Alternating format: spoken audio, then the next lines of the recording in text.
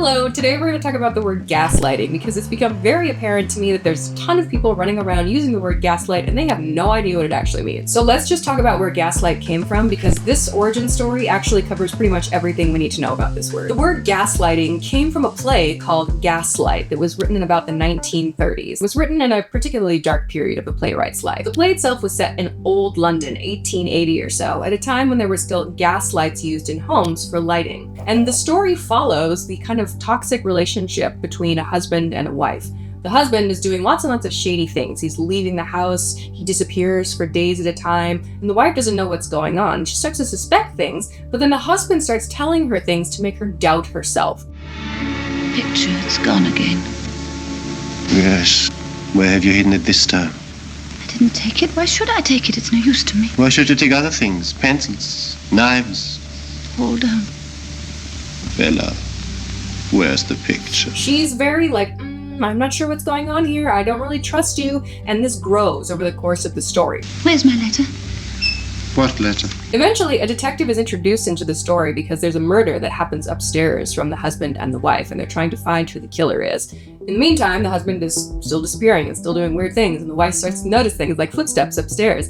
And very, very significantly, she notices that the gas lights in their house dim and flicker when there's some activity happening upstairs. So the gas lighting part of this comes in because the husband tells the wife in the situation repeatedly over the course of this story, "You're imagining things. That's not how it was. I can't take you out and introduce you to people because you're so crazy." You think I can trust the insane ravings of a madwoman? The story follows the gradual deterioration of the relationship between the husband and the wife. Oh, don't say that. Your mind is diseased. Because the husband is trying to protect himself from whatever shady stuff he's up to by telling the wife that she is crazy, by telling her that she's imagining these things, by telling her that she can't be trusted and that she actually can't even trust what she thinks she believes. So how does this relate to the modern day usage of gaslighting? Today, gaslighting is used to talk about this kind of manipulative behavior. So somebody who is actually trying to manipulate another person's understanding of reality is someone who is gaslighting. We see this all over the place. Gaslighting is a very common behavior, but it's when it emerges in patterns like we see in the story that it becomes really, really problematic. Chances are that most of us have attempted to gaslight at some point in time, whether to protect ourselves like as children or to do something more outrageous as an adult. But the problem that I see a lot when I read comment sections and social media stories is that people will often use it to mean that they feel offended, that somebody is disagreeing with them in an argument, or they feel that somebody is just lying to them.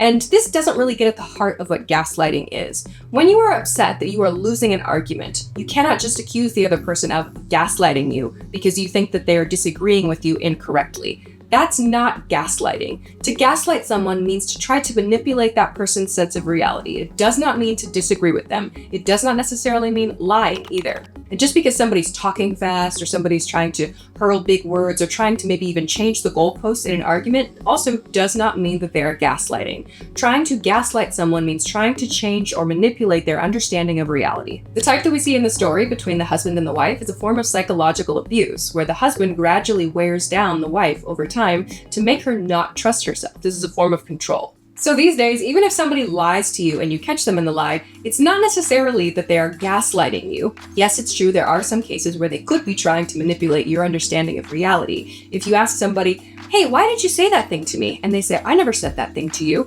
maybe that could be gaslighting because they're trying to make you doubt yourself. If, however, somebody says, "Hey, where'd you go last weekend?" and you say, "I went out to a big party, it was really fun," but you actually stayed at home, maybe that's not gaslighting because you're not actually trying to manipulate their understanding of reality. You're just telling a falsehood about where you went, and that's maybe a different problem. Great, so now that you know what gaslighting actually means, you can identify it in the wild, and you can also approach comment sections with a little bit more skepticism these days too. Bye!